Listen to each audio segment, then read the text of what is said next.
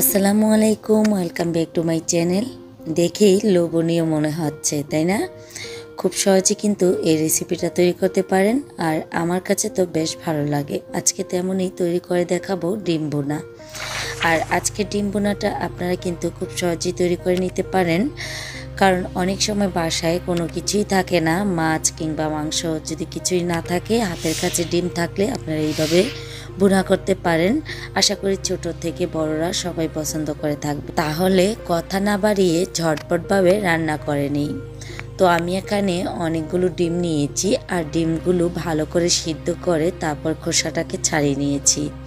এখন ডিমের উপরে একটা চাকুর সাহায্যে ছোট ছোট করে চির করে দিচ্ছি, যাতে করে ডিমের ভিতরে ভালো করে মশলাটা ঢুকতে পারে। এখন ডিমের উপরে আমি দিয়ে দিচ্ছি আধা চা চামচের মতো লাল মরিচের গুঁড়া, আর আধা চামচ দেব লবণ।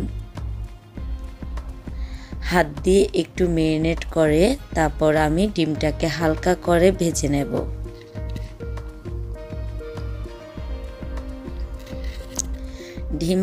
ডিম ভাজার জন্য এখানে একটা ফ্রাই প্যান বসিয়েছি, তার মধ্যে দিয়ে দিচ্ছি সরিষার তেল। সো আপনারা যদি কেউ সরিষার তেলটা পছন্দ না করে থাকেন, সেক্ষেত্রে আপনারা সরিষার তেলের পরবর্তীতে সয়াবিন তেল ব্যবহার করবেন। যেহেতু আমার বাসায় আমরা সয়াবিন তেলের পরবর্তীতে সরিষার তেল খাই, তার জন্য আমি সরিষার তেল দিয়ে আজকের রান্নাটা করব।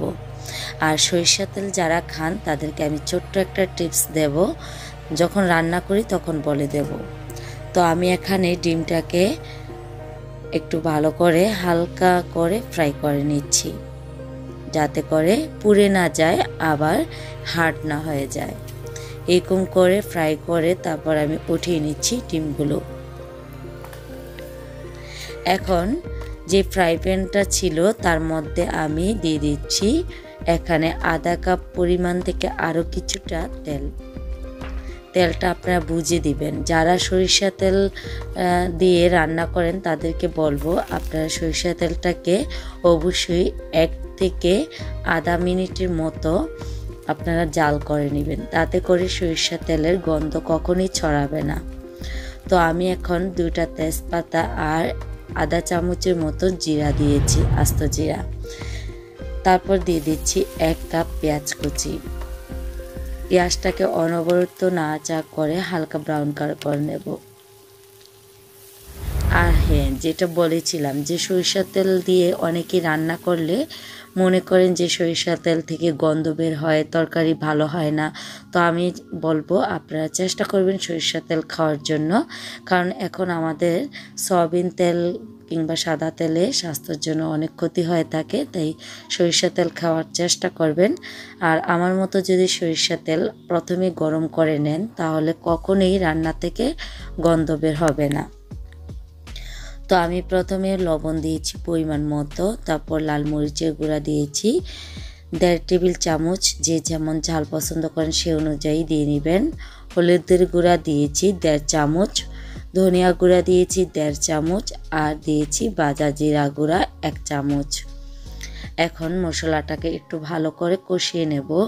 তার জন্য সামান্য একটু পানি দিয়ে মশলাটাকে খুব ভালো করে কষিয়ে নেব।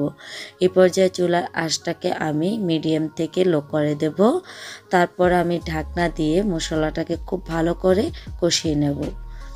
মশলাটা কষানোর পর উপর থেকে তেলটা ভেসে উঠবে, তখনই আমি আবারও মশলাটাকে ভালো করে একটু নাড়াচাড়া করে নেব। যত বেশি মশলা কষানো হবে ততই কিন্তু খাবারের টেস্ট আর মান অনেক বেড়ে যাবে। তো আমি এখন মশলাটাকে ভালো করে কষানোর পর এখন আমি ডিমগুলো দিয়ে দেব। তো আমি এখানে ডিমগুলো দিয়ে দিচ্ছি, দিয়ে আবারও আমি প্রায় 1 মিনিটের মতো ডিম আর মশলা একসাথে করে ভালো করে কুক করে নেব। তো এই পর্যায়ে আমি ঢাকনা দেব না, ঢাকনা ছাড়া 1 মিনিটের মতো আমি ভালো করে নাড়াচাড়া করে একটু কষিয়ে নিচ্ছি ডিমের সাথে। কিছুক্ষণ কষানোর পর দিয়ে দিচ্ছি এখানে ঝোল। যে যেমন ঝোল পছন্দ করেন সে অনুযায়ী দিয়ে নেবেন। তো আমি এখানে 1 কাপ ঝোল দিয়েছি।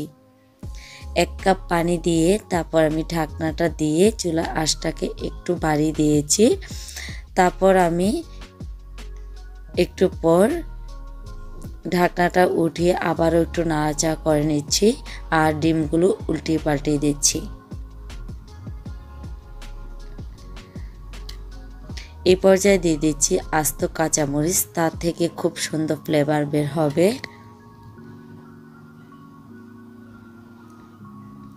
এখন আমি আপনাদেরকে দেখাচ্ছি, আর এ পর্যায়ে আপনারা একটু চেক করে নেবেন সব কিছু ঠিক আছে কিনা। তো আমি চেক করে নিয়েছি, সব ঠিক আছে।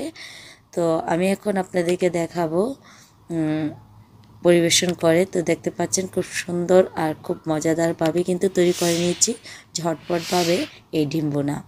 বাসায় কিছু না থাকলে চিন্তা করার কিছু নেই, আপনারা দোকান থেকে, পাশের দোকান থেকেই পেয়ে যাবেন এই ডিমগুলো। ডিম এনে এভাবে রান্না করে দেখুন, আশা করি ভালো লাগবে। ভালো লাগলে সাবস্ক্রাইব করে পাশে থাকবেন। আল্লাহ হাফেজ।